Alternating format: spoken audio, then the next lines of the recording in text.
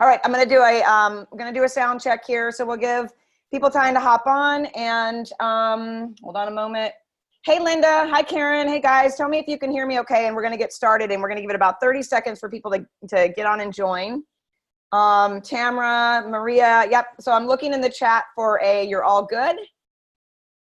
And when I get that, we're gonna do a proper introduction. And just as a reminder, for anyone who's listening to the replay as well, if you ever have questions and you want more information about any of these interviews, all you have to do is tag me in the Clarity group or the Facebook group for students or the group for masters and mentorship. I'm everywhere. So, all right, still waiting on a yes, we can hear you. Can anybody give me a heads up? Okay, thank you so much, Karen. I appreciate it. All right, so, okay, first of all, I have to tell you guys that Carol is one of my favorite people. And one of the people I always hunt down at Mindshare every year. And I'm just so happy to have you with us. So I'm going to give a proper introduction.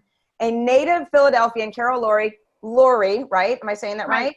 Right? Okay. Correct. Received her undergraduate degree from Temple University and went on to attend the National College of Naturopathic Medicine in Portland, Oregon. She then moved to California to attend the San Francisco College of Acupuncture and Oriental Medicine, where she obtained her acupuncture license in 1987. After working at the well-known Berkeley Holistic Health Center as a homeopath and clinical nutritionist, I mean, your bio is just it's so impressive. She founded the what happens when you're old. Oh, no, girl. She founded the Natural Healthcare and Healing Center in Berkeley, California. She often refers to hormonal imbalance, PCOS, as well as fertility difficulties as a wheel with many spokes. Mm-hmm. They are interrelated and respond to similar approach to treatment. The contributing factors or spokes of the wheel are metabolic syndrome, blood sugar dysregulation, all those important pieces, inflammatory processes, the HPA imbalance, and your body's response to environmental toxins, all of which health coaches are really getting more familiar with as we go on in our profession. Each of these spokes contributes to PCOS. This impacts a woman's health and her fertility. And the foundation for her approach towards treatment of hormonal health, PCOS, and fertility lies in a root cause perspective towards disease and imbalance. And I love, Carol, that you incorporate acupuncture, Chinese and functional medicine, homeopathy, all of those things with nutrition as the foundation. And, truly, the Institute for Functional Health Coaching, we're in tune with each other when it comes to that. We want to find out why this is happening. And without going after the very basic things that a human being needs, like good nutrition and movement and sleep, we really are wasting our time going deeper into other things, right? You can't get better if you're eating horrible food. I mean, and if you're not sleeping well, and you have toxins in your home, you are never going to achieve wellness if you aren't able to get the person to attend to these really basic components of a healthy life. Yeah, totally. So let's do this, because PCOS is one of those topics. Many years ago, I read a book by Stephanie Ruper. I think it was PCOS Unlocked. Mm-hmm. It was, and one of the reasons I felt like it was such a great book to refer my clients to, we're talking 8 years ago or more, was because she comes at a perspective from layman's terms. So I want to keep things simple today, and I want to help health coaches understand, because we are health coaches, we're not doctors. So can you give us a nice basic definition of what PCOS, polycystic ovarian syndrome, really truly is? Polycystic ovarian syndrome is the problem that women will come into your practice with, where they have irregular periods. They are, no matter how, quote, of a diet they go on, they can't lose weight. They might have excess hair on their face, their breasts, or their abdomen. They have a pear-shaped body, and they have depression. That is going to be the presenting external symptoms of polycystic ovarian syndrome. Now, if you do blood work, or if they come in with blood work, you will see that they have high insulin levels and high glucose levels. Their hemoglobin A1C, which is the combination, the average of your blood sugar over a 2 to 3 week period, might be the normal. You want it to be like 5.6 or less. It might be 5.7, it might be 5.9, it might be 6.2. That is an indication that they have something called insulin sensitivity or hyperinsulinemia, or they're in metabolic syndrome. So there's the external presentation of, they'll say, no matter how much I diet, I can't lose weight. I never am able to get my period on a regular level. I have this hair all over my body and I don't like it. And I'm suffering from low self-esteem and depression because I don't look like the rest of the girls in my community or my group. Mm-hmm. Yeah. And you know that and I'm glad you touched on all of those pieces, because there's been many times that I've been working with clients and I can sit across from them and like, I just can't lose weight. And I see all of that hair on their face. Like if the sun hits just right, they've got a little more hair here. They just don't look happy. They don't look happy. They don't look healthy. And it's one of the indicators for me. It's like, have you always noticed the excess facial hair? Like how long has this been going on and so on? So can you tell us a little bit about the age range that this might start and maybe some of the causes of this? Sure. But the first thing I want to say is your best diagnostic tool to everyone out there is your eyes. Really? And yes, because what happens in the medical profession, I've seen it a lot, is the doctor comes into the room and they go, oh, hi, how are you? And they're looking at the chart. They never look at the person sitting across from them who is there for help. Right. So I always forget the charting, don't look at the blood work, look at the person and use your body and your brain and your intuition to get your first assessment. Is this person in excess or deficiency? So that is a little bit of the tips of the Chinese medicine, because we look in diagnostics. Chinese medicine didn't have thousands of years ago blood work or any of the parameters that we have now. They used their hands, they used their eyes, they used their nose. Look at the person. Mm-hmm. Somebody comes in, they're puffy, they have hair, they have a pear shape. You want to think PCOS. Now, what did you want me to talk about? I got sidetracked. That's okay. So age range, is there, when do we start to see this coming? Is it teenage girls? Is it, 20s? What's the most common age for this to start? Well, it'll start as the young woman gets to menarche age. And the woman will be lucky if she gets diagnosed early. Because what happens so often is they have irregular periods, they never get regular, they're a little bit overweight, and the mom takes them to the gynecologist or the doctor, and they go, oh, here's the birth control pill. Mm-hmm. And then they're on the birth control pill for 15 years, and then they come to you because they want to get pregnant, or they're an adult and they've read somewhere online that maybe this isn't the best way to regulate their period, and they want a different life. So they'll come to you in their 20s to mid-20s to mid-30s. Mm-hmm. I mean, that's when they'll start becoming independent and thinking, well, maybe there's a better way. And I feel like it's all of our jobs to use our social media to get women into our offices sooner than later, because the longer a woman is on the birth control pill, the more metabolic problems there are going to be. And also it's hard once a woman stops on the birth control pill, her hypothalamic pituitary axis and her hormones are so dysregulated, it takes 6 to 8 months to a year to even begin to undo the damage from, 15 years on the birth control pill. Mm-hmm. Yeah. Okay. So that leads us into metabolic syndrome. So can you give us a definition of metabolic syndrome, and then let us know, does that come before PCOS, or does PCOS cause metabolic syndrome? Yeah, that's the question of the chicken, which comes first, the chicken or the egg. So I'm sure everybody knows the medical definition of metabolic syndrome. You have 5 issues. You have elevated blood glucose, you have elevated weight, you have elevated HDL, elevated triglycerides, elevated cholesterol, and elevated blood pressure. Those are the 5 parameters of metabolic syndrome. Now, as it applies to PCOS, you'll get really where we want to focus on is the elevated blood glucose. So there's what is known as hyperinsulinemia. There is a decrease in sensitivity to insulin uptake. So the insulin will be like knocking on the door saying, hi, I'm here. And the cells are like on the phone and they don't answer the door. So the insulin hangs out, gets elevated in the blood, and then you have hyperinsulinemia, too much insulin. So what that does, it goes down a down-regulation problem, and you get, when there's too much insulin in the blood, it impacts the health of the ovaries. It impacts the ovaries' ability to function properly. And the ovaries will start producing more androgens with male component with testosterone, as opposed to being in regulation with the estrogen and the male hormone androgen, which is white hair on the face. Okay. Hold on one moment. We've got a little bit of a signal issue on your end. Let's give it a second to catch up to us. It's okay. I'm on a hot spot. I don't know why I would have it's showing us red.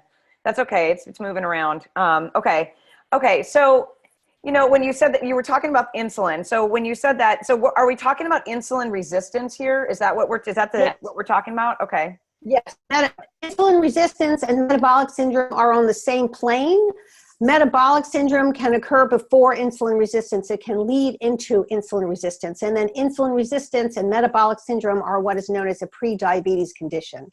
Okay. So as far as which comes first, the chicken or the egg, I think, first of all, there is often a genetic component of polycystic ovarian syndrome. So if the woman's mom had it, it increases her likelihood to get it by 25%. But I think there is the metabolic syndrome and the insulin resistance pushes the woman over the edge as far as genetics and nutrigenomics. And it's a contribution of food and the nutrition, which can push the woman over the edge into blatant polycystic ovarian syndrome. Okay. So we're talking about multiple ovarian ovaries. All right. So we're talking about cysts on the ovaries, right? Right. So let's define what polycystic ovarian syndrome is. Because of the excess sugar in the body, the woman, instead of producing 1 or 2 ovaries, can produce 65 ovarian follicle cells. That's due to the FSH and the luteinizing hormone becoming out of balance and dysregulated due to the hyperinsulinemia.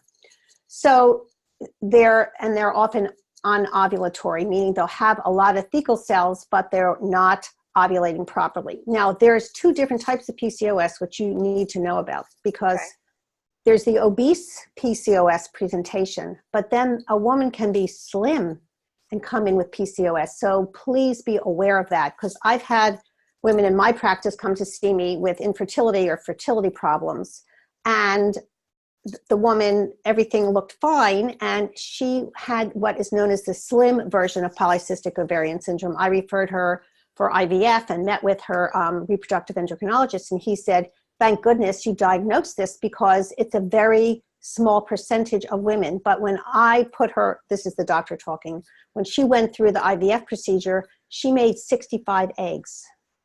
So she definitely had polycystic ovarian syndrome, but she was slim. Okay. So just don't let only, women overweight. Start looking deeper into the hormonal imbalance and think, well, maybe this is a slim version of PCOS. I'm so glad you said that, because I've never heard that before. And Right. I had cysts on my ovaries many years ago. My son is 13 now. I had trouble getting pregnant. I was undiagnosed Hashimoto's thyroiditis, Right. but had cysts on my ovaries, and I was not overweight. So it's possible that could have been part of my problem. We never dove into it because no one ever brought it up. Right. They wouldn't have. And this is where health coaches are so important, I think, in the care of women in the medical field, because regular medical doctors don't have the education, aren't able to put the pieces all together like, you are, and don't have the time. Right. And so I really want to empower all of you to know that you're really a valuable component of helping women get on the healing path. Yes, absolutely. I appreciate that. I think, the more mainstream we become, just hearing that from you, someone with, that just such an impressive bio, and I respect you so much. It means a lot to me as a health coach. And I'm trying to, put into health coaches' minds that we have a place in this space.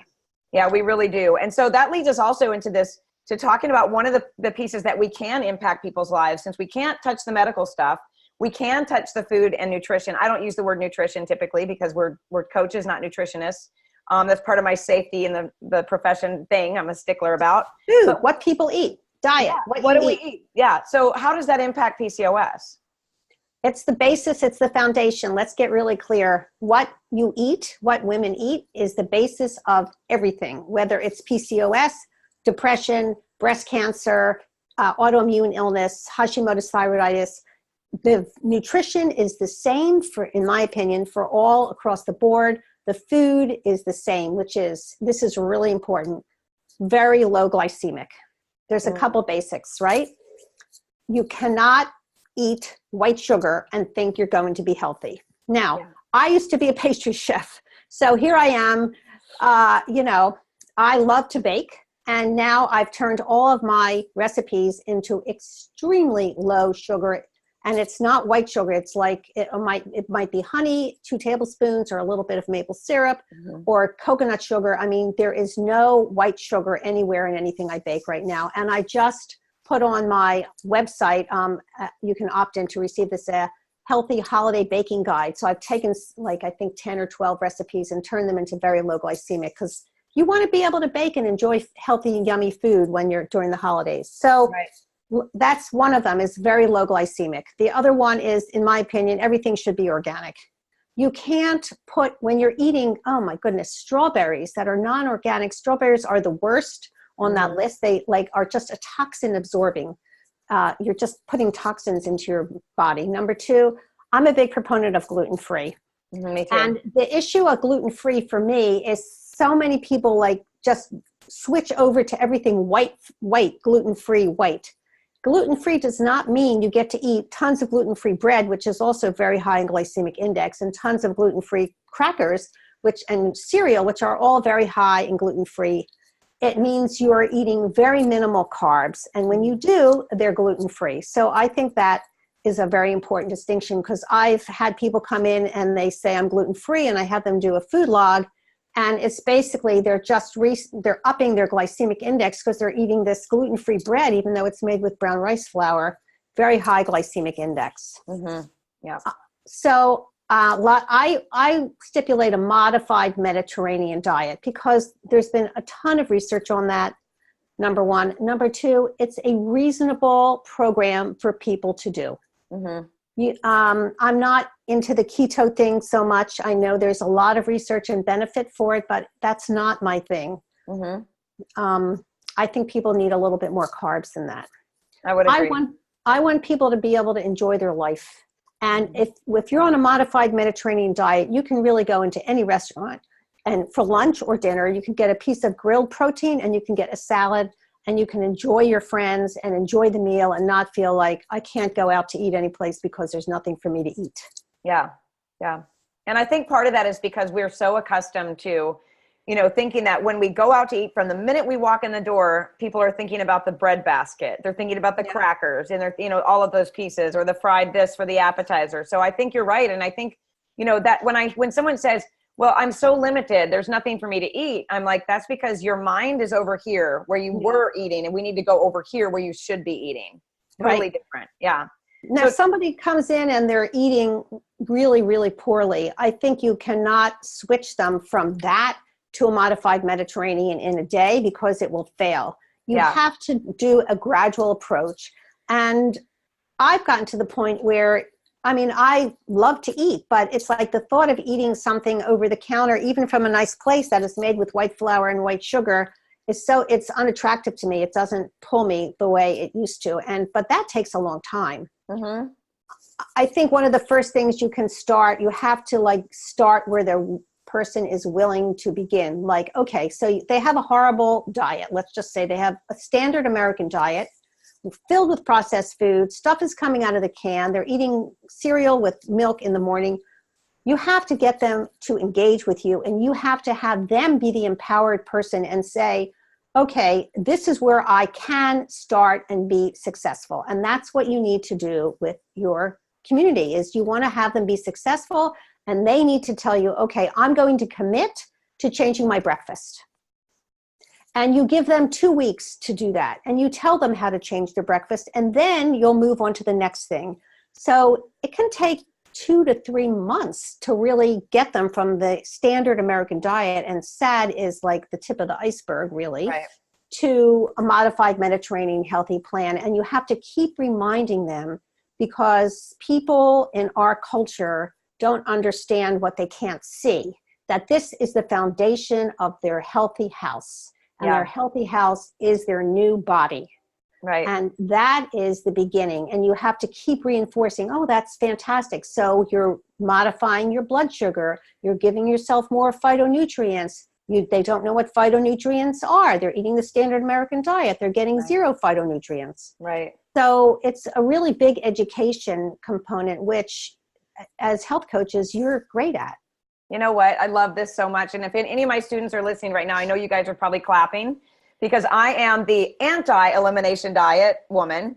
And I have a 3-step program: education, preparation, and action, that we need to be using with our clients. We need to get them educated, meet them where they are, and get them to where they want to be in a very low stress way. That's literally part of how we describe the Institute. That's how we follow.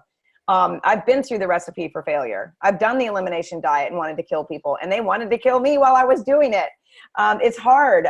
So I love this so much. It's another reason I just think you're just amazing, because we have we're very like-minded like that. When we stress people out, we're undoing all of those pieces that food does for us anyway. We're lowering our digestive enzymes. It's not good for us. So, all right. So tell me about soy. What part does soy play in this? Okay. I did a lot of research on soy for my online breast cancer program. Mm-hmm. And here's the issue with soy. The more modified it's been, the unhealthier it gets. Right. So soy in its organic form is not unhealthy. Soy with those soy nuts and those soy bars, and when it's been processed, you are getting unhealthy soy.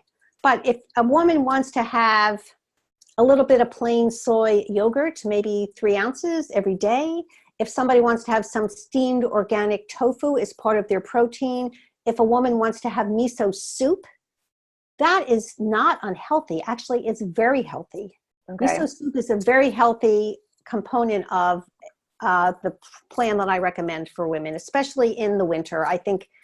And it nurtures the cells. It has a lot of B vitamins and amino acids, and it's a really good thing to eat in that afternoon or mid-morning time when the blood sugar gets low and there's a habit of going for the coffee and the donut syndrome. You need to know how to cut that off at the pass before it starts. 15 minutes. You have to find out where that blood sugar goes down for a woman, and 15 minutes before, you can see that with their food log, you have to head it off at the pass. And I like to recommend in the winter miso soup or carrot and celery sticks with a little bit of, hummus or tahini, because it's protein. So you have to know how to work with that. I think that's a really important thing. So I don't have any problem with soy. Now, if somebody's eating 8 ounces of soy every day, that's a little too much, but modified amount of soy as part of a healthy plan is fine. It just has to be in an organic, unprocessed form. Okay. I'm a fan. I mean, I'm a fan of fermented soy. I think that's one of tempeh or Yep, tempeh. I think that's fine. That's fine. Yeah. Tamari. Tamari, gluten-free tamari is fine. Yep. Okay. So with that said, give us a little bit of an idea. I know a lot of people know what Mediterranean diets are like, but give us a sample. Let's give us a sample of what a day would look like for someone. Well, let's talk about it as a gestalt. First of all, it's basically lots of vegetables is number one. And then there is in-seasonal fruit.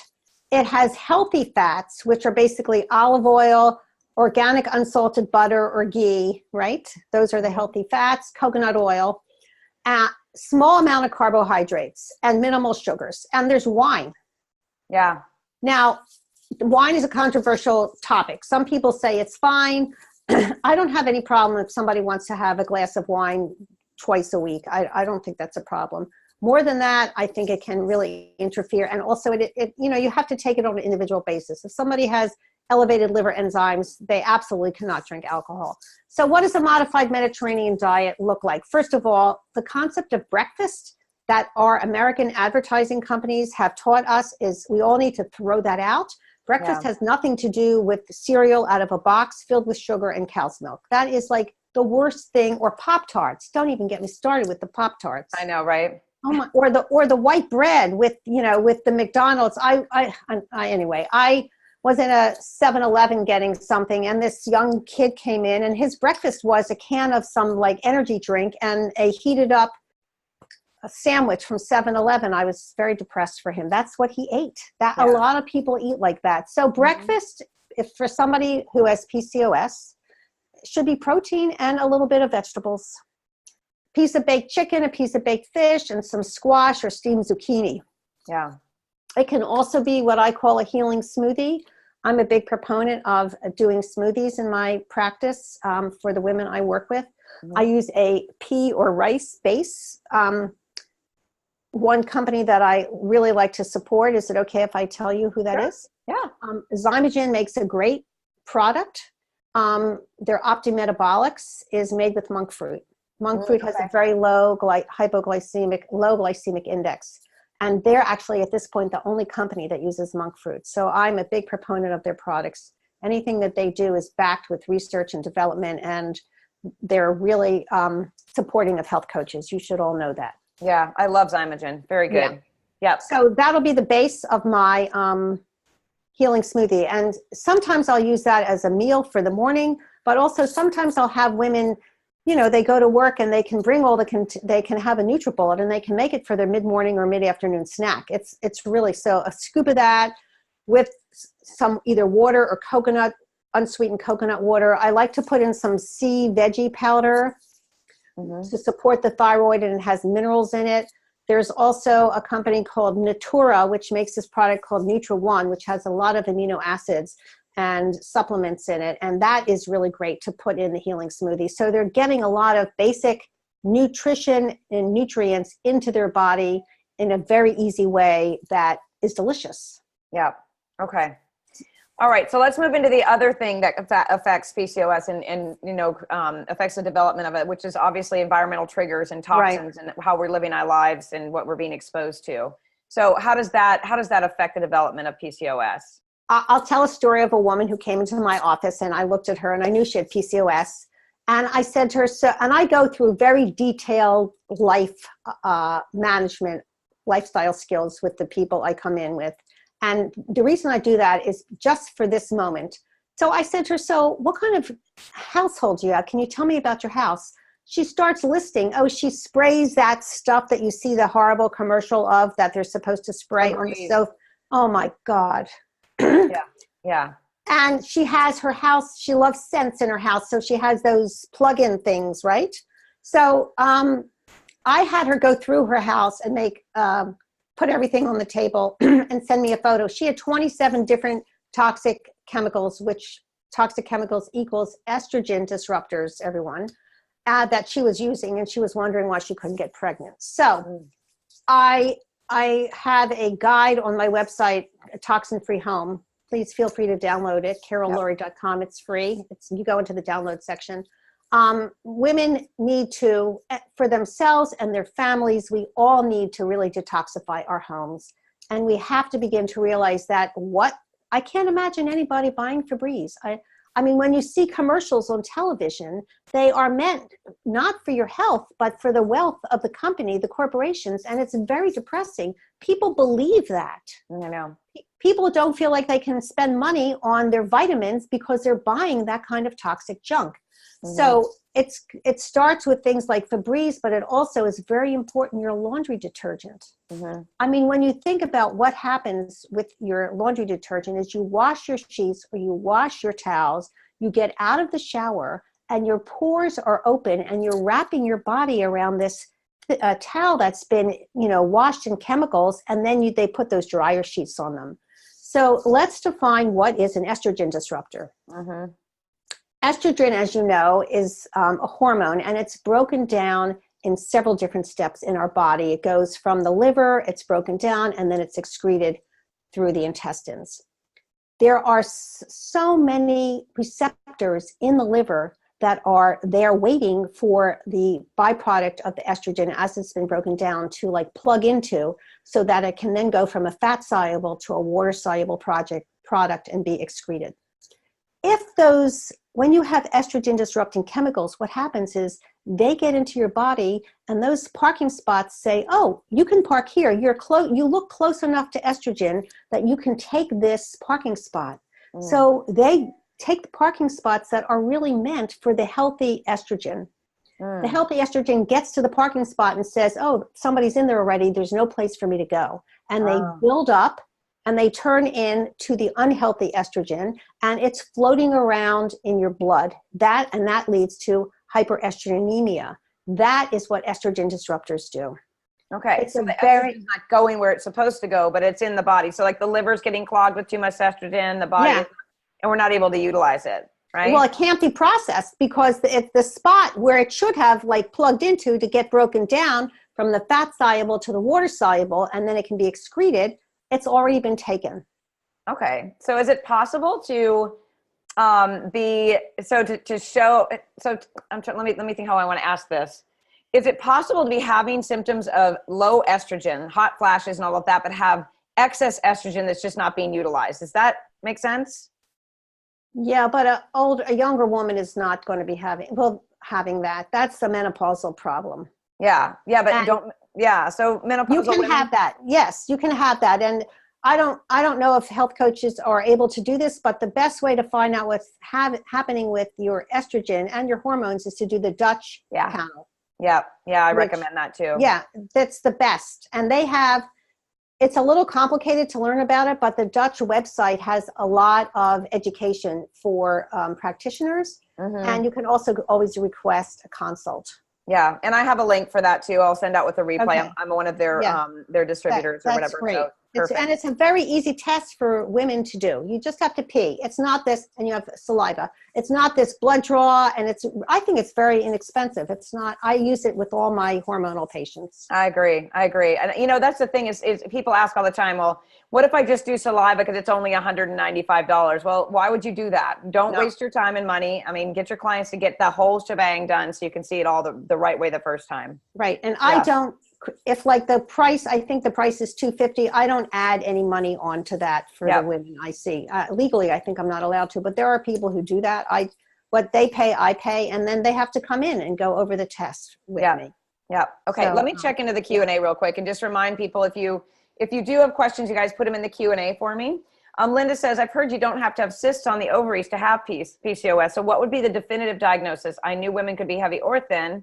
Is it metabolic syndrome or insulin resistance, androgen? Which one? What determines this? Well, the medical diagnosis for polycystic ovarian syndrome is they have to have ovarian cysts.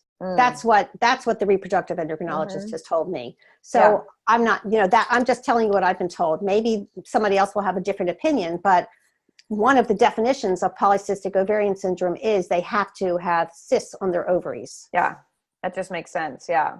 Okay, so we can see these cysts by ultrasound or ultravaginal. Okay. Ultrasound. It's an ultravaginal ultrasound. That is the definitive diagnosis. In addition, I mean, the reproductive endocrinologist might not even check the insulin levels because they're not functional medicine doctors, right? But that's what, we do. I don't know if you can do blood work, but you can work with someone to check insulin levels and glucose levels, right? And homocysteine levels. And that's how we, functional medicine practitioners could delve a little bit deeper than only intravaginal ultrasound. Right. And, Dr. Alan Hopkins, who we both know from Mindshare, he's got yourlabwork.com. They do actually do those tests. So that's great. So, yeah. What would a panel look like if someone were to suspect it and then send a client out to do their own labs? What would a health coach make recommendations for? Okay. Fasting glucose. Okay. Fasting insulin, hemoglobin A1C, homocysteine, right? I also look at C-reactive protein or CRP to see what the level of inflammation is in. You can get even deeper with doing some of the cytokines, because there's cytokines that can be elevated with polycystic ovarian syndrome, like IL-6 and IL-7, but that's a level that most people don't need. As long as you're sending them out, I would, look at thyroid antibodies, right? Mm-hmm. Yeah. Check the thyroid. I always check the thyroid. Yeah, I do too. I think that's just a given, especially past 35, if you've had children and been under significant stress or it's genetic. Yeah, or if there's a family history of anybody in their family with any thyroid components, I always check thyroid immediately because it's very genetic along the female line, Hashimoto's. Yep, absolutely. Okay, Maria's asking, can the symptoms be reversed? Yes. Oh, absolutely. Can the condition be reversed, right? Yes, totally. Yeah. Absolutely. This is where I think, what we do is really important. First of all, you get somebody's nutrition dialed in, and then you use targeted supplementation. You institute lifestyle changes, like they have to detoxify their home. Oh, the other thing I want to say that's horribly estrogen disrupting is liquid hand soap. Yeah. Oh my, I had a patient who was a nurse, and she was using it all the time, and I couldn't get her better. And finally I realized she wasn't improving, and she was taking her supplements and changed her diet. And I realized it was this hand soap. So I had her bring in some Dr. Bonner's, and she put it in, her little apron, and she had it all the time. And it made a huge difference because everything else was, hand soap, hand sanitizing thing is just horrible. So change the diet, get them on a supplement regime, institute lifestyle changes with detoxifying their home. They must exercise. Yeah. Keep their nervous system calm, help them learning how to manage stress. And absolutely, I think it's totally reversible. You know, you can get them further away from the edge of PCOS. They may still have problems getting pregnant, but their hormones should regulate and their periods should begin to become more normal. Okay. So do you recommend testing testosterone since that tends to be elevated? Yeah, absolutely. Yes. What about DHEA? DHEA and SH, BG. Yes, absolutely. Thank you for those reminders. Okay. Maria is saying, can the Epstein-Barr virus, or any virus really, be a cause of PCOS? Now that's a stressor on the body, so maybe indirectly, but. Yes, indirectly. I don't think Epstein-Barr would cause PCOS, but any viral load, whether it's Epstein-Barr or Lyme disease, will push the immune system over the edge. So there has to be some genetic predisposition. And then, why does that person, when they get a viral load, go towards PCOS versus a herpes simplex outbreak? I mean, that's, when there's a stress on the syndrome, there has to be a predisposition which pushes the person down one pathway or another. So it can be, yes, absolutely. Yeah. Again, I mean, genes load the gun, and environmental toxins and how we eat, pulls the trigger for all of these things for sure. So Maria is also asking, she has two questions. What's the supplementation for PCOS when you say a supplementation program? Yes. Very good. Thank you. I was going to cover that. Like I said, I do a healing smoothie. And isotal is part of it, right? Yep. I'm going to type that out so everyone knows what it is. I take that every night. Biotics research makes a powdered in isotal.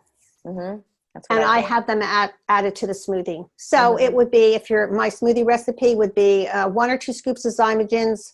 I think it's OptiMetabolics. You have to make sure it's the right one. There's a blood sugar one with monk fruit, specifically the monk fruit.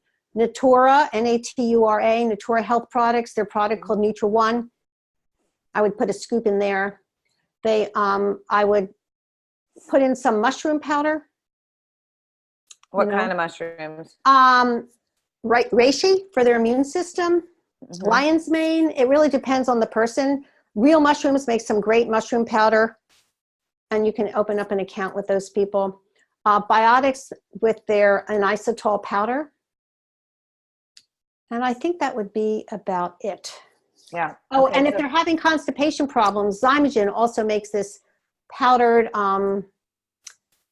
bulking agent that I have them put into the smoothie, along with, now you can cycle, with flax and chia seeds. That goes into the smoothie also.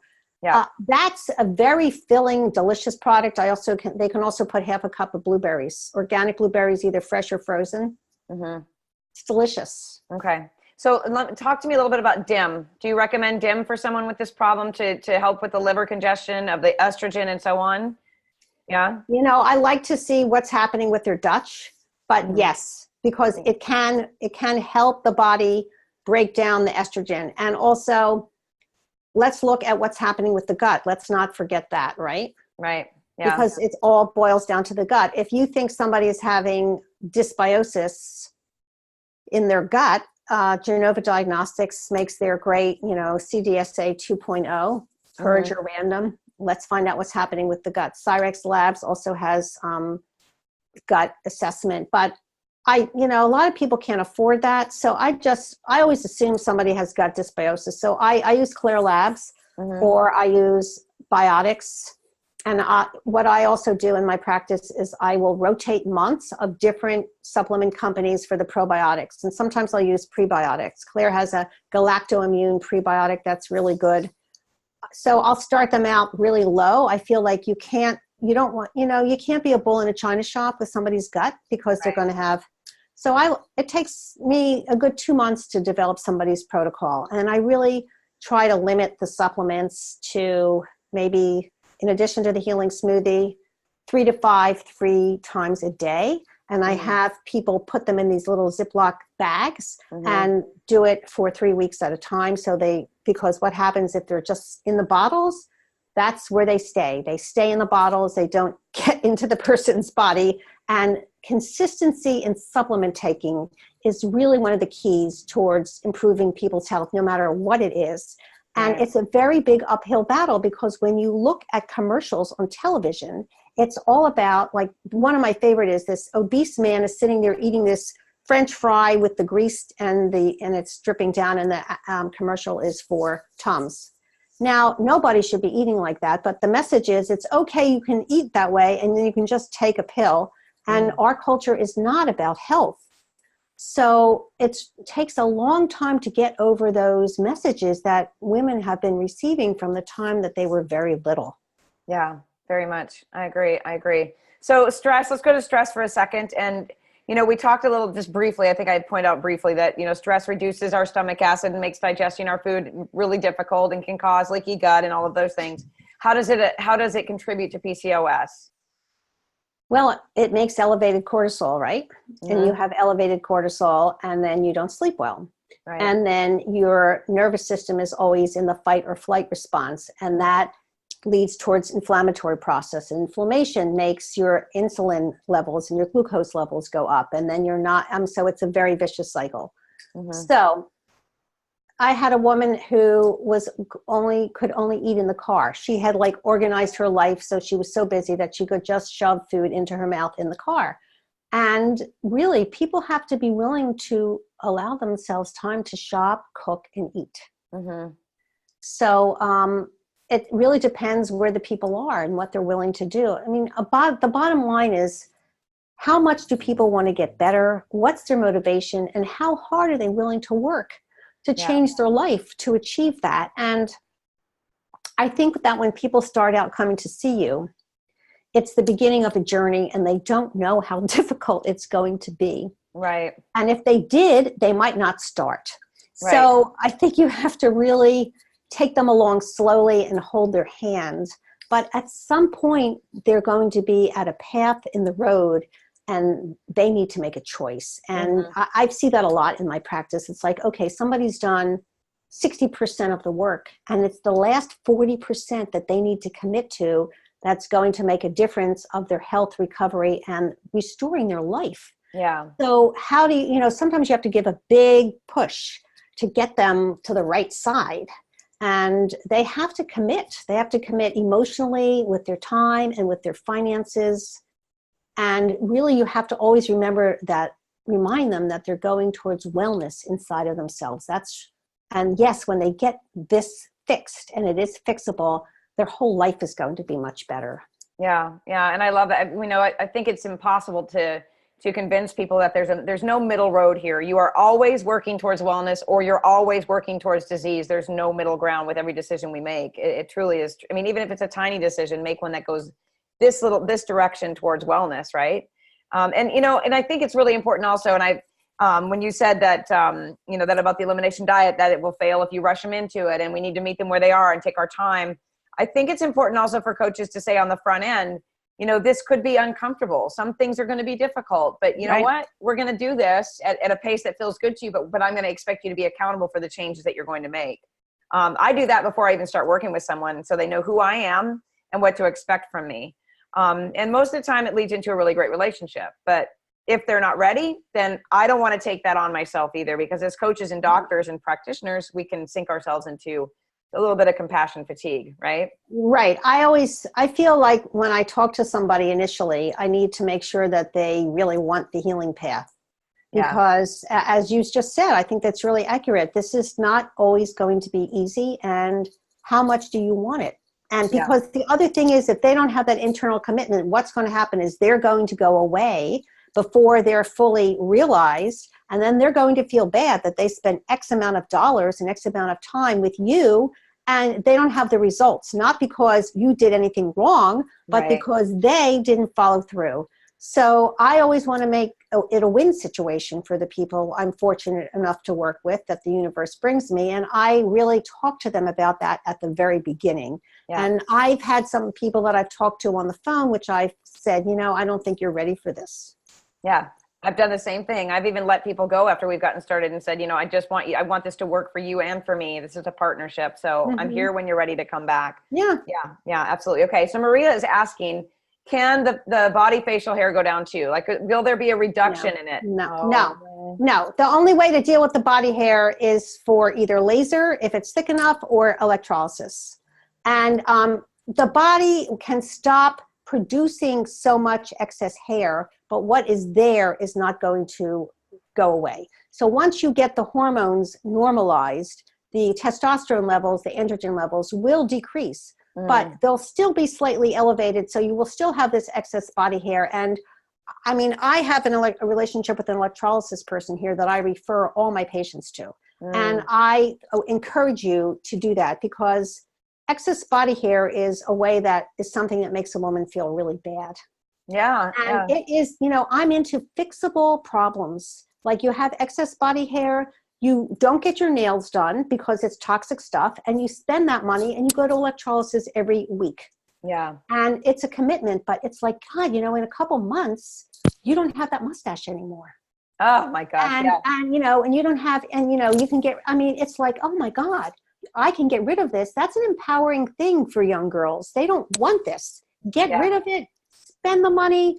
Don't spend money on new clothes. You know, really help them work out their budget and spend the money on electrolysis. Yeah. And Maria's, that leads right into her next question. Would she say weight and body image is the number one reason they seek help, or is it mood and energy? Oh, no, it's mostly societal stuff. It's, you know, weight and body image. And then they'll tell you, oh, by the way, I have no energy and I'm depressed. And I always go, well, of course, you're metabolic, you know, like your car is all out of balance and it's not running well, and you're depressed because, you know, society tells you need to look like A, and you need to look like you look different. And we can help that. And it's not just an external thing. It's also, once we get your hormones normalized and your cells are starving, which is why they're puffy and overweight, and we start feeding them with the healing smoothie nutrients and the different, you know, Mediterranean style diet, once your cells are receiving the nurturing nutrition that they need, then your depression will minimize. Yeah. It just seems so simple, but it seems simple to us because this is the space we live in. So we need to remember, to other people, it is overwhelming. It can be overwhelming to think of all the steps. Yeah. Start slow. Start slow. You can't tell somebody when they first come in, oh, and we have to do this and this and this and this. Start slow. Yeah. So this is one thing I just want to make a point to mention to health coaches too is, you know, we're talking about PCOS because of the reasons that if someone comes to us and they say, well, I can't lose weight and I don't know what's wrong and I'm tired. Or someone comes to us and they say, well, I haven't been able to get pregnant. I've had multiple miscarriage. Or someone comes to us and says, well, my HbA1c is high and I don't know why. PCOS is one of those things that we need to have in the back of our minds as a potential cause for these things. Right. As is thyroid, right? Yeah. Thyroid. And also, if somebody says, I can't get pregnant, I've had multiple miscarriages, you as a health coach should have relationships with, do they need a gynecologist? Have they seen their gynecologist? And really, if they're an older person and they've had multiple miscarriages and can't get pregnant, refer them immediately to a reproductive endocrinologist, because somebody's 37, they don't have 6 months. No. They need to go right away and be working with you at the same time to get their nutrition, especially if they're about to undergo hormonal stuff. They need your help to really help manage the side effects of proper nutrition. It will really benefit them. Yeah, absolutely. Okay, so we're getting close to the hour. Diane is asking, is this considered an autoimmune condition? And if so, do you address the immune functions as well? It's not an autoimmune condition. It's a hormonal condition, according to the medical world. But I think everything is autoimmune. Yeah. And I don't think women are going to get better from PCOS if they're inflamed, which is why in my standard blood work, I recommend CRP, or C-reactive protein, right? Right. So I want to look at their immune system. And also, the Mediterranean diet is a very anti-inflammatory diet. Yeah. Now, the other component of it is that they do have a lot of tomatoes and red peppers. I don't think that's a problem, as long as they're organic and you eat them in season. I think it's really healthy because of the lycopene and the vitamin A and all of these. But if you think that somebody is having food allergies, do a food allergy panel, and then you can see if they need to be eliminating red peppers or tomatoes. And also, maybe some people really have arthritic-like symptoms, in which case you really want to eliminate those. You can change the Mediterranean diet to fit the woman that you're working with. If they're having arthritic symptoms, you want to eliminate the Solanaceae family, right? Right. Yeah. The nightshades. Yeah, absolutely. Okay, so using the clues to understand where to begin. How do you Right. begin, besides being slow and careful? Where do you begin to help someone with this problem? Send them to their gynecologist for a definitive diagnosis. Assure them that they're not crazy. I think that's a really big one. Yeah. That they're not making this up, that there is definitely something metabolically wrong, and you'll work with them with their physician or naturopath or whatever to get to the bottom of it, and that you are there to help them with the foundation of nutrition. Start with the diet. Yeah. And start helping them regulate their diet. I'm a big fan of the food log. I have everybody write everything down. Some people, like, it's amazing. They go, oh, my diet is fine. And go, okay, well, great. Let's spend 10 days writing everything down, the time of the day and what it is they're eating. You can't imagine what's on there. Yeah. I mean, white bread and bologna. Yeah. Oh gosh. Yes. I remember that. Yeah, right. Or, like the 7-Eleven moment. Or, they're drinking 7 cups of coffee a day, and then they wonder why they're not sleeping at night. I mean, so start with that. And then I like to start with the healing smoothie. I give everybody the first visit or the second visit, depending how complex. I start them on that right away. Okay. I'll maybe eliminate white flour. I'll get them gluten-free. I'll work with them on that, and I eliminate sugar. And I start them on a healing smoothie, and I don't give any other supplements other than that until we got everything else dialed in. Right. Because that's just more burden to the liver, more burden to the body, more things to spend money on, more things to stress about. Right. Right. And I talk to them about where they're putting their money. And I don't have them do the toxin-free home house cleaning moment right away. That comes maybe at week 4. But it depends how motivated they are. Sometimes, if they come into your office and they're stinking of perfume, that's the first thing that has to go, right? Big estrogen disruptor. Right. So I always tell people I have a scent-free office, but sometimes they come in, it's in their clothes. Yeah. Right? Yeah. And it's everywhere. It's in their makeups and everything. I mean, and this is just another, I love I like to do these one-off things. I teach coaches how to do one-off, like, you do a session where you help them clean their pantry and their refrigerator. You do a session where they help them clean their body products, their yard products, what's in their garage, what are they using in their skin. Those are all pieces that can be added on to what you're trying to, help people with, but also can be, I think, kind of fun when you're replacing things, with more natural products. And, let's think about VitaCost. We've got Thrive Market. We've got all of these places that offer us so many deals and discounts these days. There's really no reason not to try to, start there. Right. So Anita's saying if they're losing their hair on their head, will it get thicker again? Yes, it will. Absolutely. Okay. That's one of the reasons for the seaweed powder and for the mushrooms to support the immune system. That's due to elevated inflammation. And so, yes, and you want to check their thyroid, of course, but the hair will come back as you nurture the cells and decrease the excess insulin and the blood sugar in the body. The hair will definitely come back in their head, on their head. Yeah. So do you recommend somebody that's in the process of moving through this, this healing regimen? Should they have a glucometer at home and keep an eye on their blood sugar? Should they? I like that. Yeah. I have one just to check in every now and then. I've got that and a pulsometer and a blood pressure cuff. I've got all of that. And every month or two, I'll pull things out and just be like, I'm just going to check in since I haven't had labs pulled and see where I'm at with everything. If you can get a woman to go to the over-the-counter pharmacy and get a glucometer and start checking her blood sugar and keeping a log consistently, like 5 times a day before she goes to bed and when she wakes up, and then a couple times, half an hour and then an hour and a half after eating, you have a lot of information. Right. And the good thing about that is within a period of 2 to 3 weeks, you can see how those numbers come down. Right. And that's really positive feedback that, it's not like and a lot of times women think, I'm suffering through this because I can't eat my, pastry in the morning and it's not doing any good. But when they see those numbers shift on that log, it's a very affirming and empowering thing. And I think one of the best things we can do as practitioners for women is to empower women. Yeah. Because our society, they feel like a victim about their health. They go to the doctor and they go, you have PCOS, here's the birth control pill. There's nothing, there isn't anything you can do about it. It's such a favorite line that medical doctors say to women. And it's like, oh yeah, guess what? There is a ton they can do. They can change their diet. They can do the healing smoothie. They can take their supplements. They can detoxify their home. They can change their makeup products. They can get, you know, you don't want somebody to become orthorexic, but there is a huge amount that women can do from an empowered place.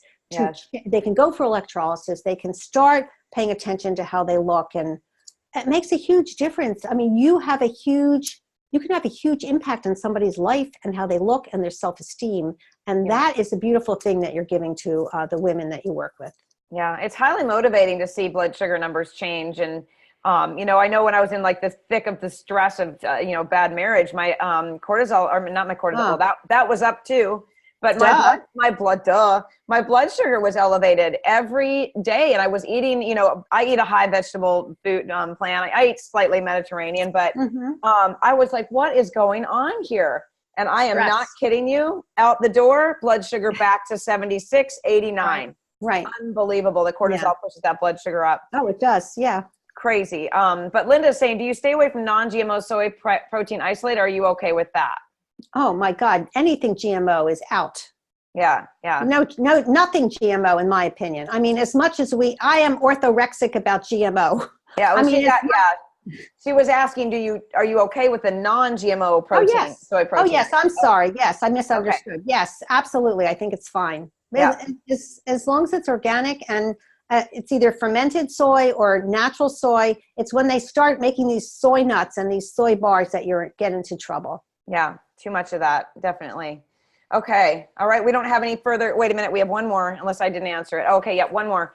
Isn't it common? I love this question. She's like the question guru. I love that. Isn't it common for doctors to prescribe metformin for PCOS, and how does this affect the patient? Yes.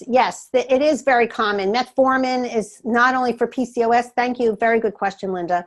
It's not only common for PCOS, but it's also common now for breast cancer, which drives me crazy. So, you know, there's been a lot of research. You can go into PubMed. Berberine has been shown to be as effective as metformin. Yeah, I read that too. If a woman comes in on metformin,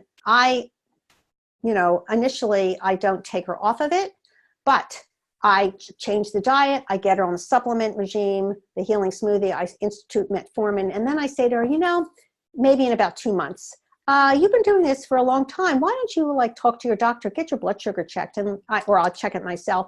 Let's see how you're doing. I'm not sure you need that metformin anymore. So I don't know what your liability is about that, but you can suggest that she talk to her doctor. Yeah. If she has a glucometer, she can be testing, and you can institute, berberine and then get her off the metformin. I'm not a big fan of metformin. The less chemicals.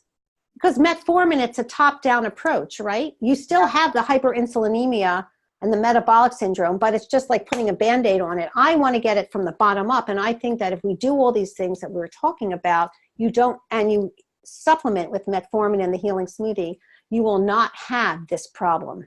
Right.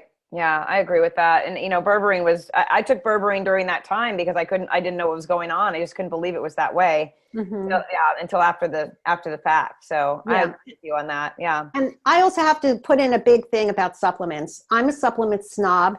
You can't recommend somebody to be on berberine and then they'll go to CVS or the pharmacy or Whole Foods and get junk because it won't work. Right. So I insist in my practice that people use my products, and that way I have quality control over the fact they're working or they're not. If they come in with their stuff, and some of them are okay, I'll let them finish that off. But I say, as you're finishing these supplements, we're going to change over to my products because I know their quality control.